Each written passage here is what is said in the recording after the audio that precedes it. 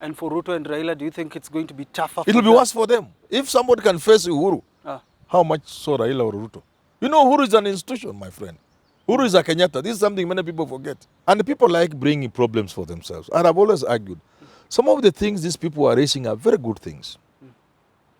But they can be brought on board through an amendment.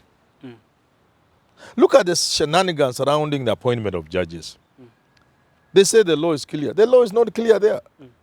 It's not, it's vague. Yeah. It doesn't say the president must appoint. No. So I ask myself, what is so difficult making it clear? One time, someday, BBI will happen.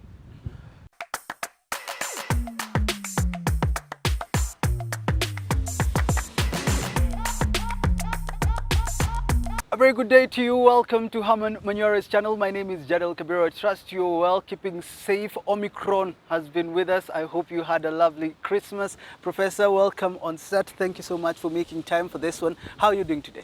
Doing well and reminding Kenyans to keep safe. Keeping safe. Keep safe. You know, you had us tested for COVID. Yeah, all of you were tested because I was scared.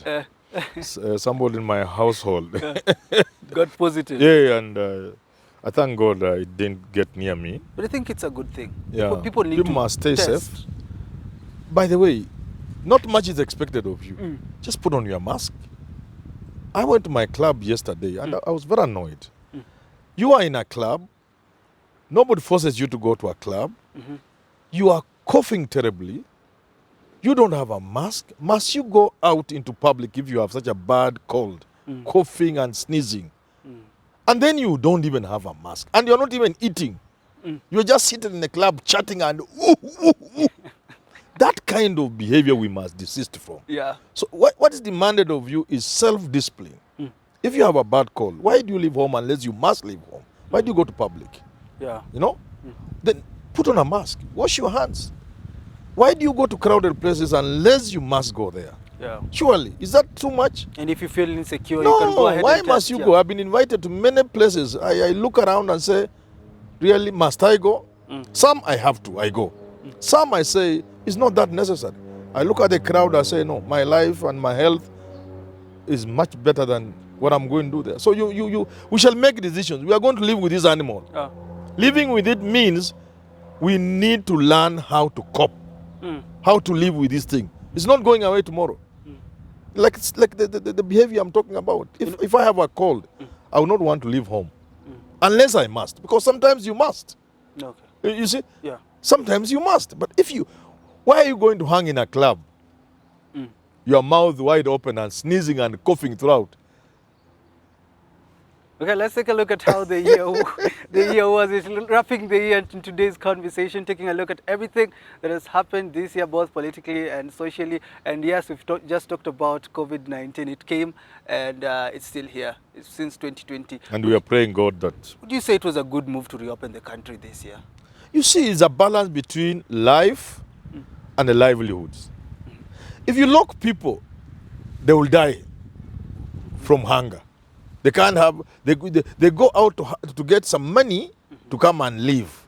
So you lock them, they can't go and get money and whatever things they get they need for, then they die. You also release them to go out and they die from COVID. So it's a delicate balance. And every country is being forced into that delicate balancing. So not just Kenya. When you look at CS Mutahi Kagwe and President Uhuru Kenyatta, would you say they did a good job when it comes to dealing with COVID-19? They have tried. They would have done better, but they have tried. They faltered, made a few wrong moves in the initial stages of COVID, but they have tried. They have really tried, including the education sector. They have really tried. But there were misses like like stealing at KEMSA, the kind of theft that went on at KEMSA. At a time, this thing was about to wipe out populations, and you can have the audacity to go and steal at KEMSA. So there are some of those false steps we made. But by and large, we've tried. You know, even the people that were dealt with at KEMSA are not the people that were responsible. People are being sent home and they are not part of it. We are not serious. We are not serious. But by and large, we've tried. To me, my concern would be not so much what we have done or failed to do, but the lessons we have drawn. And I don't see us looking like we've drawn lessons from this thing. We must by now have known that the survival of mankind, not just Kenyans, depends on us being on the cutting edge of knowledge. That in the absence of knowledge, populations will be wiped out in the future. Mankind can only survive if we put knowledge first. And I'm not seeing this country seeming to understand that. Yeah. I'm not seeing anything being done at the university level.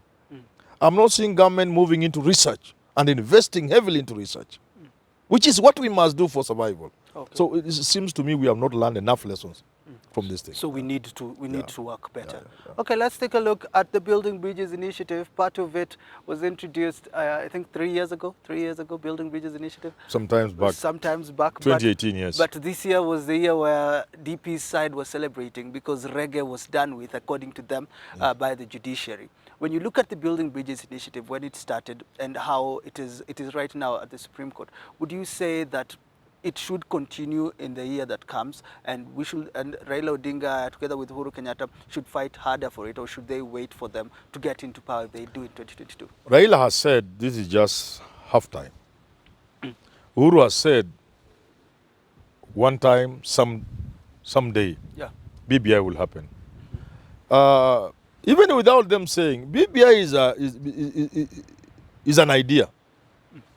You don't stop an idea through an event. The High Court, the Court of Appeal was a mere event that cannot stop an idea.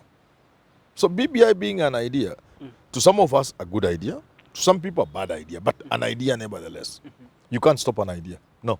So do you think Raila should push for it in next year, or should he wait until he gets power? There's no time between now and the elections to have BBI, at least not in terms of the referendum. But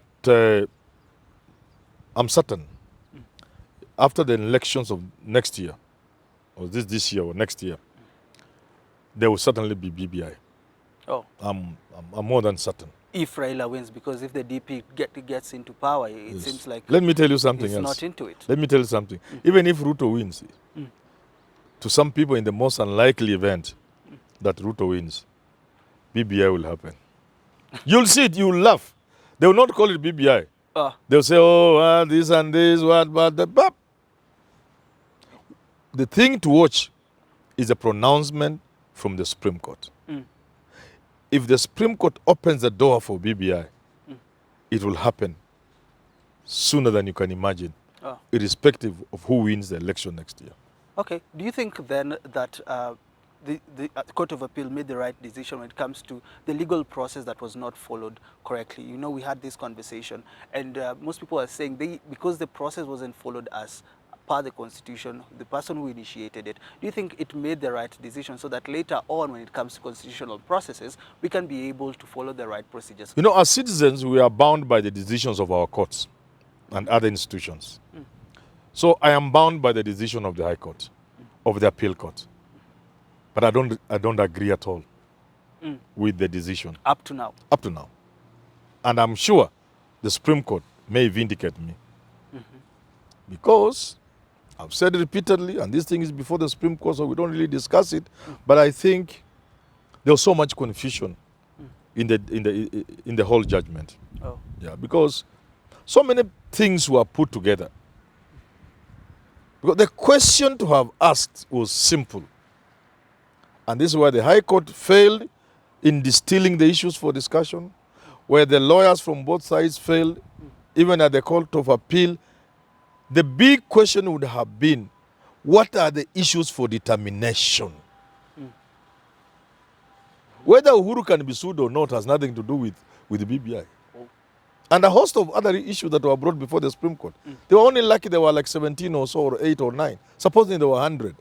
Will the High Court will the High Court and the Appeal Court would have listened to all the issues raised? You distill the issues and only remain with those issues that have a bearing on amendment of the Constitution. And if they had done that, and I'm sure the Supreme Court may look at that, then you realize the question then before the court will be, can Kenyans amend their Constitution as stipulated in the Constitution or not? Oh.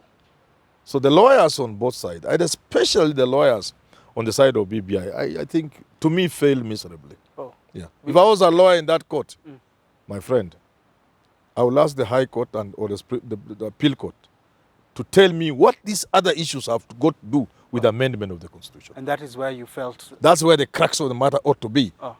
Can Kenyans amend the Constitution or not? Simple as that. And the people like bringing problems for themselves. And I've always argued, some of the things these people are raising are very good things. But they can be brought on board through an amendment. Look at the shenanigans surrounding the appointment of judges. They say the law is clear. The law is not clear there. It's not, it's vague. Yeah. It doesn't say the president must appoint. No. So I ask myself, what is so difficult making it clear? Oh. What's so difficult?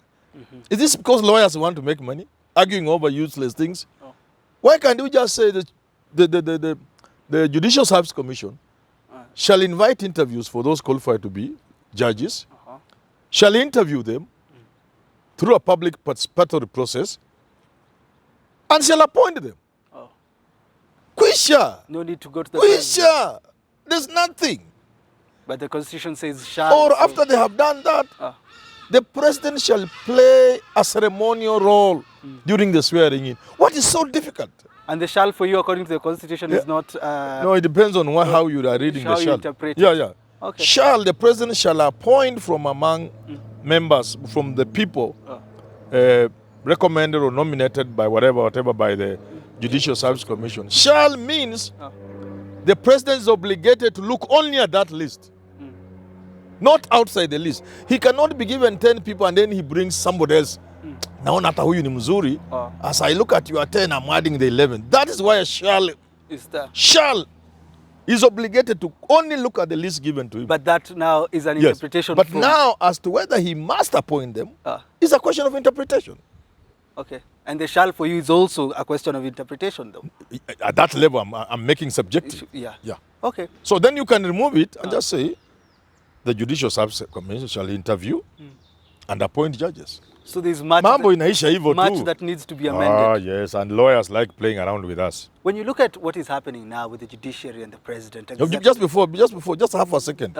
So in that light, I'm saying, if we feel there are things we need to protect in our constitution, like Germans did, like Indians did, why don't we just make an amendment and say, we introduce the basic structure doctrine, and we like Germans, name the clauses or the parts of the Constitution that you cannot amend at all. We can, if you feel as Kenyans. Yeah, Germans did it. The Indians have done it. So why can't we do it? By an amendment. Why are we struggling to bring it through the back door? The courts come into arbitrate where there are like excesses, especially where human rights are concerned. But when the politicians, and I've said this repeatedly, are doing their game like they are now, they are in parliament, that thing that was in this thing of parliament, and one side wins, the other side rushes to court. Courts should dismiss them. Go and sort out your mess.